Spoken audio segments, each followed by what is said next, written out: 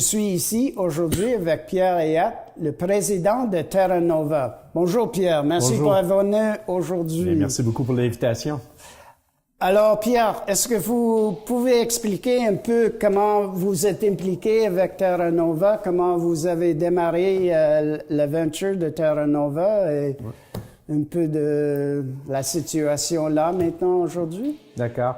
Ça a commencé l'aventure là, à peu près 2 ans et demi. On m'a demandé d'être investisseur. Quelques mois plus tard, on m'a demandé de prendre la direction de Terra Nova. Moi, j'ai une expérience dans l'aéronautique toute ma vie. Donc, je me suis posé la question, est-ce que j'embarque dans le cannabis? J'ai trouvé que la rigueur et la réglementation, tout le contrôle qu'on retrouve dans l'aéronautique, s'appliquait parfaitement pour l'industrie du cannabis. Donc, j'ai accepté. On a fait un plan stratégique. On s'est orienté pour une construction d'une unité de certification recherche et développement.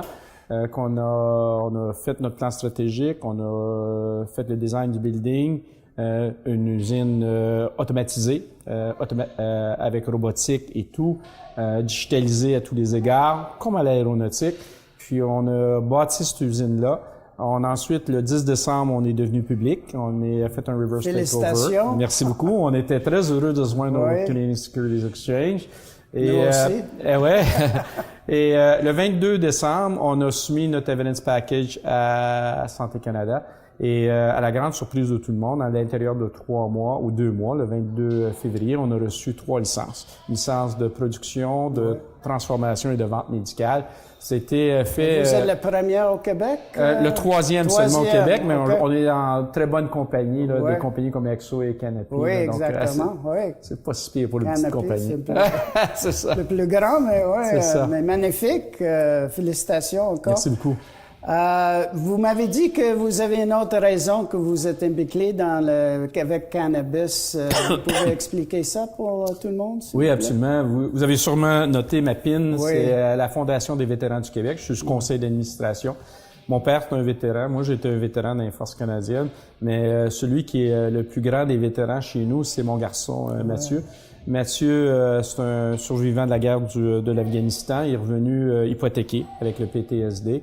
Je me suis impliqué avec la Fondation justement parce que c'est scandaleux ce qui arrive à nos vétérans. Vous savez, dans le temps d'Afghanistan, il y a 158 décès durant la guerre. 6 de ces décès-là, c'est par suicide et 70 autres, c'est par suicide une fois qu'ils sont revenus. Donc, c'est quasiment aussi mortel le PTSD pour nos vétérans, nos jeunes vétérans, que le combat lui-même. Donc, puis aujourd'hui, on a plein de vétérans qui sont dans la rue. Donc, je voulais m'impliquer avec la Fondation pour cette cause-là. Mon garçon, en passant, va bien.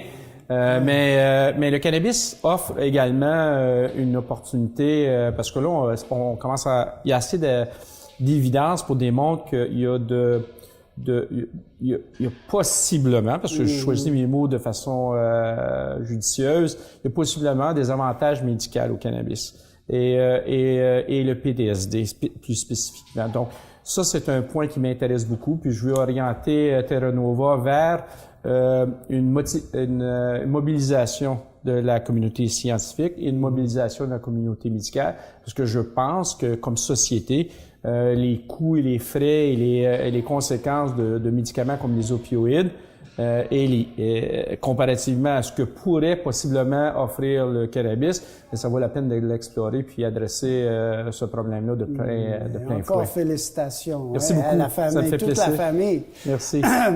Alors, pour les investisseurs, maintenant, c'est un bon timing pour acheter des actions de Terra Nova? Je pense que du jour 1, c'était un bon timing, puis ça va continuer là. Il faut comprendre que je suis pas un de ceux qui croient que la valeur de l'action doit être basée sur la vague du cannabis. C'est les fondamentaux qui déterminent la valeur d'une entreprise. Donc, on est axé là-dessus. On fait des gestes concrets, minutieux. On gère nos risques et on va générer nos premiers revenus cette année. On a 2 plantations qui sont en pousse aujourd'hui. On va annoncer des bonnes nouvelles prochainement.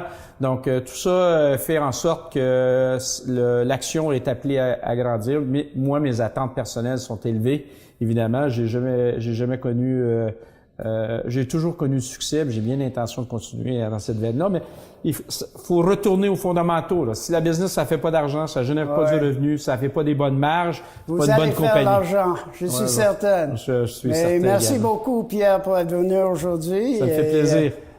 Bon courage. Ah, Merci. pas une question de courage, c'est une question d'effort.